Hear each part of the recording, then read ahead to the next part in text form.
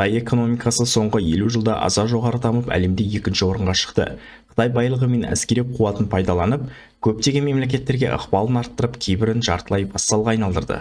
Бүгінгі видеода Қазақстанның Қытаймен жасасқан әділетсіз келісім шарттары және Қытай қолына өтіп кеткен қазақ байлығы жайында айтатын боламын. Достар, егер сіздер Қазақстан тарих пәнінен жоғары дайындықтан өтіп, ұбт-дан жоғары ұпай алғыларыңыз келсе, мен төменде қалдырған сілтемеге өтіп толық ақпарат біле аласыздар. Қытай несиесі. Көптеген дамушы мемлекеттер пайдалы нысандар мен жобаларды жүзеге асыру үшін инвестицияға мұқтаж. Егер инвестиция көлемі көңіл көншітпесе, өз қаражатының аздығына байланысты экономикасы дамыған мемлекеттерден қарыз алады.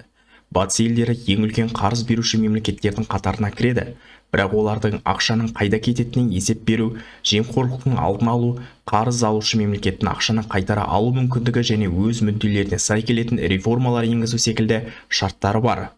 Бұл шарттарға негізінен авторитарлы және жемқорлық өршіген мемлекеттер сай келе бермейді. Ал Қытай осыны пайдаланып, бәріне жаппай қарыз бере бастады. Оларды ол мемлекеттің ақшаны қайтара алмай қалу қаупі бары және ол ақшаны қайда жұмсайтыны қызықтырмайды. Көп сөйлемей, кімге ақша керек болса, сұрағанын бере салады. Бұның бәрі қарыз алушы мемлекеттерді құрдымға жібереді. Себебі қарыз алушы мемлекеттер Қытай саясаты бойынша егер қарызын қайтара алмаса, елдегі аса маңызды нысандарды ұзақ жылдарға Қытайға жалға береді. Қытаймен көрші болса, жерінен айырылады. Сондай-ақ Біріккен ұлттар ұйымы қарар қабылдаған кезде Қытай билігі қалаған жаққа дауыс беруге мәжбүр болады. Мысалы, 2000 жылдардың басында Тәжікстан Қытайдан қарыз алып, кейін оны қайтаруға шамасы жетпеді. 2011 жылы Қытай қарыздың ауқымды бөлігін өшіріп, орнына Тәжікстанның Памирдегі 1000 квадрат километр жерін алды. Бұл Тәжікстанның шамамен 0,7% жері. 2000 жылдары Қытай Пәкістанның Гвадар портына инвестиция құйды. Бұл батыс пен шығысты байланыстыратын маңызды порт болатын. Бірақ Пәкістанда қаржылық қиындықтарға байланысты 2015 жылы портты 40 жылға Қытайға беруге мәжбүр болды. Шри-Ланкада Хамбантота портын салуда Қытайдан кредит алып, артынша төлей алмай 99 жылы Қытайға беруге мәжбүр болды. Нәтижесінде не порт, не ақша жоқ. Ақыры 2022 жылы Қытай кредиттерін төлей алмай, мемлекет сыртқы қарыздарына байланысты дефолт жариялады. Айта берсе көп, осы секілді қаншама мемлекеттер Қытайға кредит төлей алмай, мемлекет үшін ауадай маңызды нысандарынан бірінен соң бірін ондаған жылдарға ажырап жатыр. Қытай ешқандай соғыссыз кредит беріп, әлемді жұмсақ саясатпен жаулау барысында. 2024 жылдың басында Қазақстан Қытайға 9,2 миллиард доллар қарыз болған. Бұл аз ақша емес. Әзірше Қазақстан қарызын уақытысында төлеп келе жатыр. Бірақ біз шикізат пен мұнайға байланған экономикасы нашар дамыған мемлекетпіз. Кез келген уақытта Европа біздің мұнайымызды сатып алуын тоқтатуы, немесе Ресей оған апаратын жолдарды бұғаттауы мүмкін. Сол сәтте жағдай мәз болмай, Қытай есік қағады. Қытайлар тарихи тұрғысынан Балқаш көліне дейін біздің жер болған деп санайды, және осындай сәтте Шығыс Қазақстанның бөліктері, әсіресе Тарбағатай жақтарды сұрау мүмкіндігі өте жоғары. Қытайдан кредит алып, құрдымға кеткен мемлекеттердің жағдайы бізге сабақ болу керек. Бір жол, бір белдеу. Қытайдың негізгі саудасы теңіз жолдары арқылы өтеді, бірақ ол жақта Үндістан, ақш, Жапония секілді мемлекеттер жағдай ушыққанда теңіз арқылы Қытай саудасына тоқтау салуы мүмкін. Мысалы, Үндістан Малак бұғазын жауып тастай алады. Малак бұғазы тікелей Үндістанның бақылауында болмаса да, оған жақын Андаман аралдарындағы әскери базасын қолданып бұғаттай алады. Малак бұғазы арқылы Қытай саудасының 60% өтеді.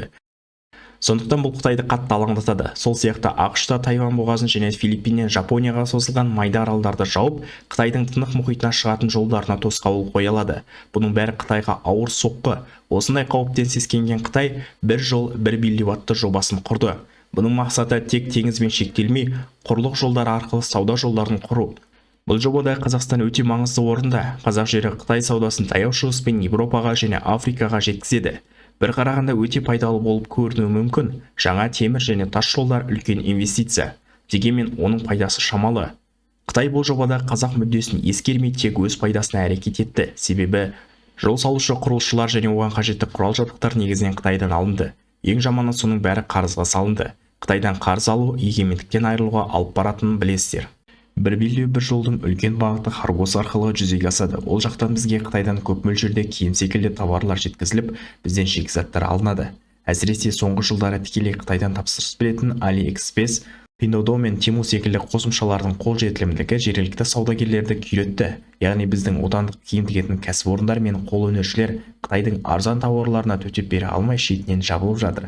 Егер мемлекет тарапынан отандық кәсіпкерлердің мүддесі қорғалмаса, таяу 5-10 жылдықта әсіресе бүкіл киім сататын базарлар мен дүкендер жаппай құрдымға кетіп, мыңдаған саудагерлер жұмыстан ажырап, Қытай кәсіпкерлері біздегі ішкі сауданың ауқымды бөлігіне ықпалын жүргізеді. 2023 жылы Google компаниясы Pinduoduo бағдарламасынан қолданушылар жайында жасырын түрде ақпарат ұрлайтын код тауып, Play Market'тен өшіріп тастады. Қытай осындай бағдарламалар арқылы жеке мәліметтерді ұрлап, өз мақсатына қолданады. Қытай қолына өткен қазақ ресурстары. Мұнай.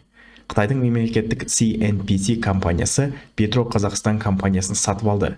Қазір қытайлар Қызылорда облысындағы бірнеше ірі мұнай кен орындарына ел кетеді және Шымкент мұнай өңдеу зауытында жұмыс істейді. Сондай-ақ Қытайдың Қазақстандағы Маңғыстау мұнай-газ компаниясында да үлестері бар. Уран. Қытайлық компаниялар солтүстік Харасан және Заречное уран кен орындарынан үлестер сатып алды.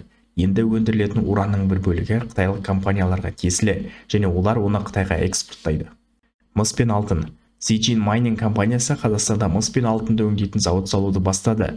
Бұл дегеніміз Қазақстандағы мыс пен алтынның бір бөлігі енді Қытай мүддесіне сай өндіріліп, өңделеді. Майнинг өндіру.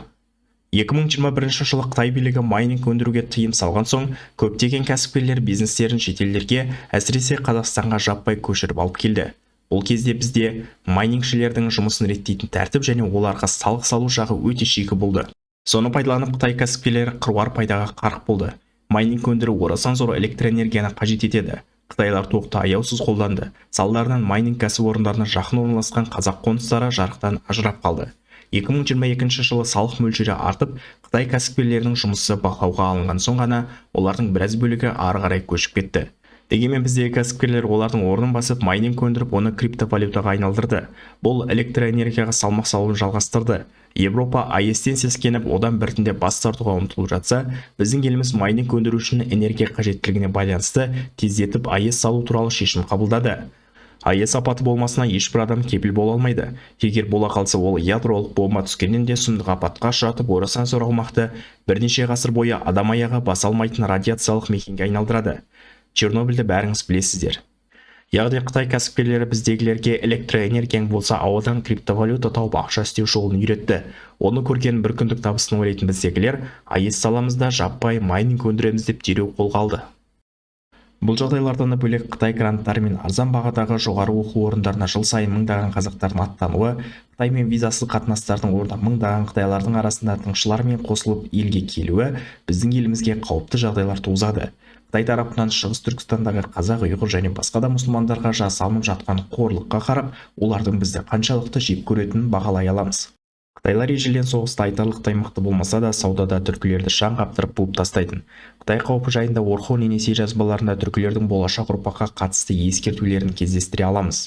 Күлтегін жазбасында түркілердің қалайша Қытай байлығына алданып құрдымға кеткені баяндалған. Табғаш жұрты бізге алтын мен күміс, шарап пен басқа да байлықтар тарту етіп, сөздерін балдай тәтті етіп жеткізді, жібектерін ерекше жұмсақ етті.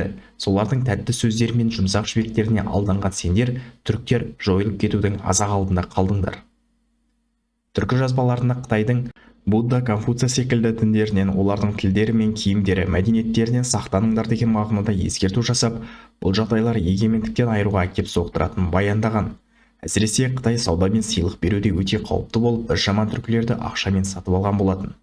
Қазіргі түркілердің ұрпағы болған қазақтар осы ескертулердің басым көпшілігіне құлақ салмай, кезінде түркілер құлап, әрең аман шыққан орға қайта аяқ басуда.